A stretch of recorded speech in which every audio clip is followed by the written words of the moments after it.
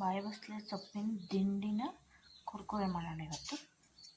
ಉಪ್ಪು, ಸೋಡಾ, ಕಡಲೆ ಹಿಟ್ಟು, ಅಜ್ವಾನ, ಅಕ್ಕಿ ಹಿಟ್ಟು, ಅದಕ್ಕೆ ಈ ದಿಂಡು ಈ ಥರ ಹಿಂಗೆ ಕಟ್ ಮಾಡ್ಕೊಂಡು ಇಟ್ಕೊಂಡಿರೋ ದಿಂಡು. ಇನ್ನೊಂದು ಸ್ವಲ್ಪ ನೀರಾಗಿ ಕಲಿಸ್ಕೊಳ್ಳೋಣ. ಇದಕ್ಕೆ ಸ್ವಲ್ಪ ಚಿಲ್ಲಿ ಪೌಡ್ರ್ ಹಾಕೋಬೇಕು. ಚಿಲ್ಲಿ ಪೌಡ್ರ್ ಅದರಲ್ಲಿ ಹೇಳೋದು ಮರ್ತುಬಿಟ್ಟಿದ್ದೀನಿ. ಸ್ವಲ್ಪ ಚಿಲ್ಲಿ ಪೌಡ್ರ್ ಹಾಕೊಳ್ಳಿ.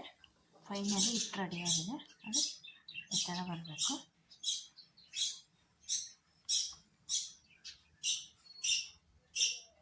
ಇದು ಪರ್ಫೆಕ್ಟಾಗಿದೆ. ಬನ್ನಿ ಇವಾಗ ಕುರ್ಕುರೆ ಬಿಡೋಣ. ನೋಡಿ ಈಗ ಎಣ್ಣೆ ಕಾಯ್ತಾ ಐತೆ. ಈಗ ಒಂದೊಂದನ್ನು ಈ ಥರ ಬಿಡಿ.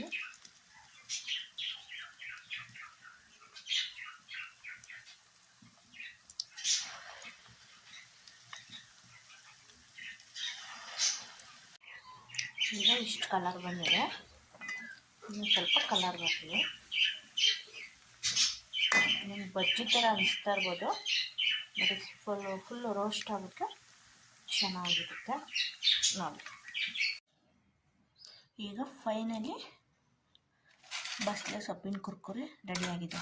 ನೋಡಿ ಆ ಥರ ಚೆನ್ನಾಗಿ ಬೆಂದಿದೆ ಅನಿಸುತ್ತಲ್ಲ. ಮುರಿದ್ರೂ ಅಷ್ಟೇ ಸೂಪರಾಗಿದೆ.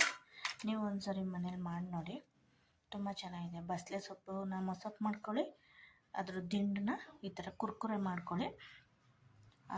ಮೊಸಪ್ಪು ಸೊಪ್ಪಿಗೆ ಸೈಡ್ಗೆ ಡಿಶ್ ಆಗಿರುತ್ತೆ. ಚೆನ್ನಾಗಿದೆ, ಸೂಪರಾಗಿದೆ. ನೀವು ಮಾಡ್ಕೊಂಡು ತಿನ್ನಿ. ಬಸಳೆ ಸೊಪ್ಪಿನ ಕುರ್ಕುರೆ, ದಿಂಡಿನ ಕುರ್ಕುರೆ.